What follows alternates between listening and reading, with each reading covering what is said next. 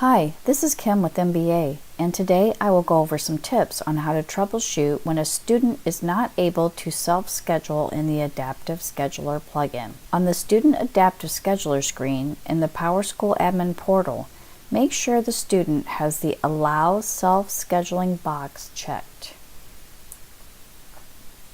If the student is attempting to use the mobile app, check to make sure the box is selected next to the mobile app access. Make sure the current date is in the Student Portal Availability Self-Scheduling time frame. If a student is able to self-schedule but not able to see certain courses, check the course to see if there are restrictions set up for grade level or low grade restriction is enabled.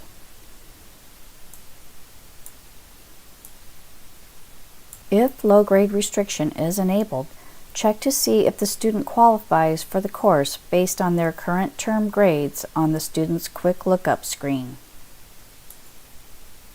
If the student does not qualify for the course based on their grades or grade level, they will not see any sessions for that course on their Select Student screen.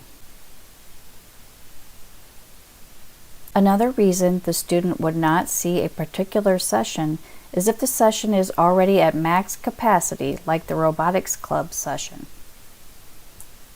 As you can see, the Robotics Club session for Monday is not visible for the students to select. This has been a quick tip video on how to troubleshoot a student's inability to self-schedule in the MBA Adaptive Scheduler plugin. Thank you for watching.